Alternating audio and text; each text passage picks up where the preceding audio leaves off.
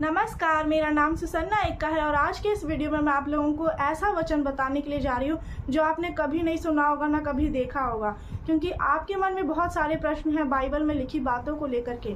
तो उसमें से मैं आपको कुछ प्रश्न का उत्तर दूंगी, इसलिए इस वीडियो को पूरा ज़रूर देखिएगा। अगर आप पहली बार मेरे इस चैनल पर आए हैं तो ज़रूर सब्सक्राइब करें, वीडियो को शेयर कर दीजिएगा ताकि परमेश्वर का वचन पूरी दुनिया में फैल सके। बाइबल में मीका 7 अध्याय उसका 5 आयत से पढ़ेंगे तो लिखा है, मित्र पर विश्वास मत करो, परम मित्र पर भी भरोसा मत रखो।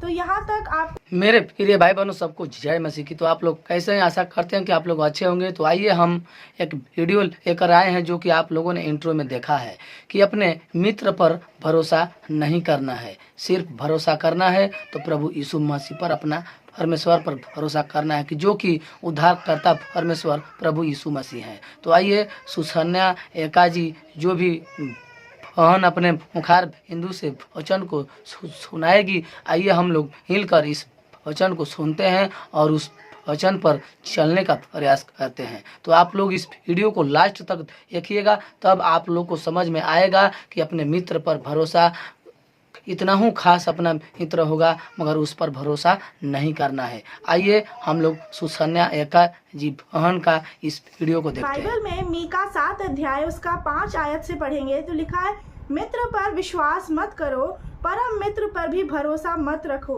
तो यहाँ तक आपको ये समझना चाहिए कि परमेश्वर ने पहले ही कह दिया है कि आपको मित्र जो आपके दोस्त है, हो सकता है आप किसी भी प्रकार की संगति में होंगे, लेकिन आपको अपने दोस्त को भी, उस पर भी ज़्यादा भरोसा आपको नहीं करना है। साफ बाइबल में लिखा हुआ है कि श्रापित है वह पुरुष जो मनुष्य पर भरोसा रखता है, क्योंकि उसमें उद्धार करने की शक्ति नहीं है, वो भी मिट्टी पर मिल जाएगा। तो इसलिए आपको अगर लगता है कि नहीं, परमेश्वर तो दिखाई नहीं देते, तो हम भरोसा किस पर रखेंगे, किस पर हम निर्भर होंगे? इंसानों पर नहीं, ऐसा बिल्कुल भी आपको नहीं करना है। हमारा भरोसा सिर्फ जीवित परमेश्वर पर होना चाहिए, क्योंकि इंसान तो धोखा देते हैं, बदल जाते हैं, लेकिन जीवित परमेश्वर कभी नहीं बदलेंगे।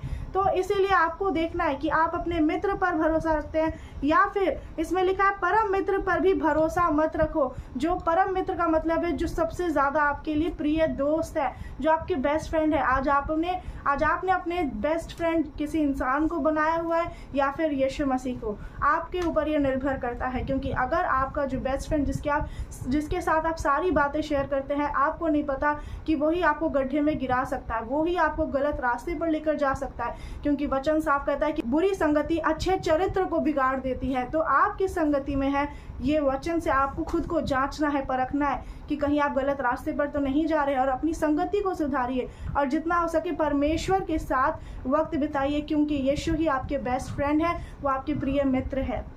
तो आपको उनमें बने रहना है, क्योंकि जितना आप उनमें बने रहेंगे आपको लगेगा कि नहीं, आप लोगों के साथ तो कोई बात शेयर नहीं कर पा रहे, ऐसा नहीं है। आपको उनके प्रेम के बारे में जानना है। आगे लिखा है, अपनी अर्धांगिनी से भी संभल कर बोलना। आमीन। तो इस वचन के द्वारा आपको समझना चाहिए, जो अर्धांगिनी, जो पत्नी है, अगर आपकी शादी हो चुकी है, आपकी पत्नी है, या फिर आप एक पत्नी है, जो एक स्त्री है जो इस वीडियो को देख रही है, तो आपको ये समझना चाहिए कि आपके जो पति है और उसे अपनी पत्नी से संभल कर बोलना है।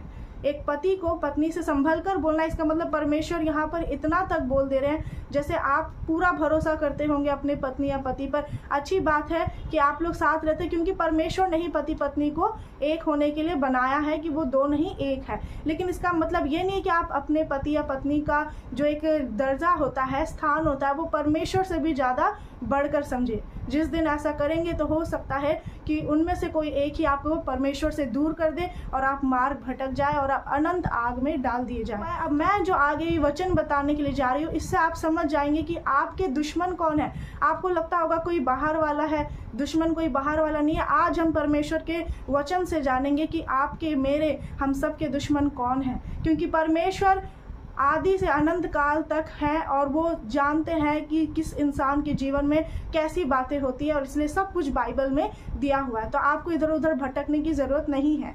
उसमें लिखा हुआ है, क्योंकि पुत्र पिता का अपमान करता है और बेटी माता के, और बहू सास के विरुद्ध उठती है। मनुष्य के शत्रु उसके घर ही के लोग होते हैं। तो यहाँ पर साफ लिखा हुआ है कि मनुष्य के शत्रु उसके घर ही के लोग होते हैं। उसके दुश्मन कौन है? आप देखे होंगे आपके परिवार में भी सबसे ज्यादा जो लड़ाई झगड़ा तो घर में होता ही है, आपके जो भी माता पिता भाई बहनों से, वो बात अलग है लड़ाई होना, लेकिन एक दुश्मनी रखना, जैसे कि अगर आपके प्रति कोई जादू टोना करता है, अंधकार की शक्तियाँ चलाते हैं कि आपको गिराने के लिए, आपको एक्सीडेंट कराने के लिए किसी भी प्रकार की अंधकार की शक्तियाँ का इस्तेमाल करते हैं, तो वो आपको लगेगा कि शायद वो कोई किसी तांत्रिक ने कर दिया। ऐसा नहीं होता है, वो करने वाला कोई और करवाने वाला कोई और होता है, और करवाने वाले कोई और नहीं, वो आपके घर ही के लोग होते हैं। तो आज आपने जान लिया है वचन से कि आपके दुश्मन कौन है, वो आपके घर ही के लोग हैं। तो इसीलिए जब परमेश्वर ने ये वचन कह दिया, इसका मतलब क्या है कि आपको, चाहे आपके आसपास भी जितने लोग हैं जिनको आप बहुत अच्छा मानते हैं, उनसे भी आपको संभल कर बोलना है, ज़्यादा बातचीत नहीं करना है, कि आप ऐसा ना हो कि बातों बातों में ही आप फंस जाए, किसी की निंदा कर दे, कुछ गलत बात मुंह से निकल जाए। तो इसीलिए आपको संभलना है इन सब चीज़ों से, और भरोसा सिर्फ जीवित परमेश्वर पर रखना है।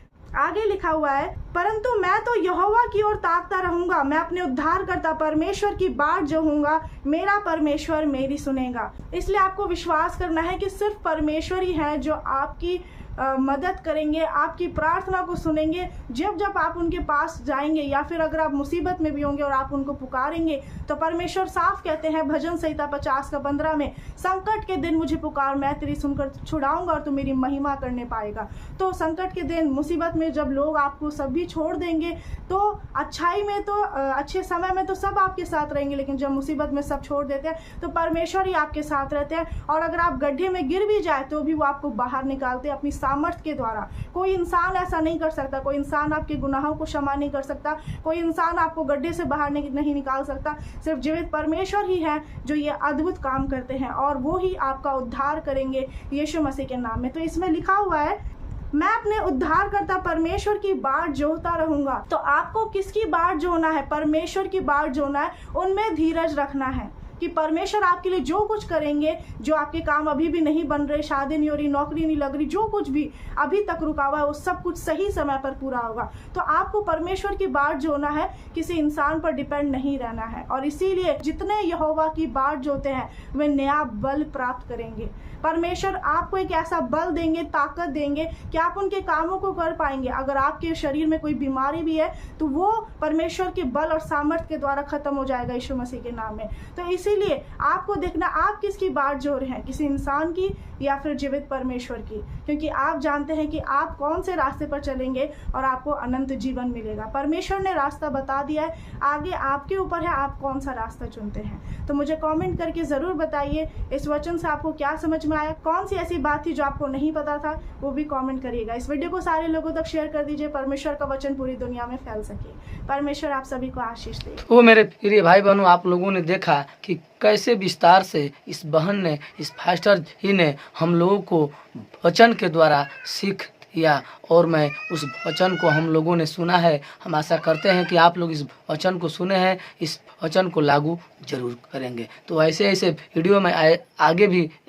लेकर आता रहूँगा। अगर ये वीडियो आप लोगों को थोड़ा भी अच्छा लगा तो इसे लाइक करिए और ज़्यादा से ज़्यादा शेयर करिए। तो हम मिलते हैं अगले वीडियो में, तब तक के लिए मेरे सभी प्रिय भाई बहनों को जय मसीह की।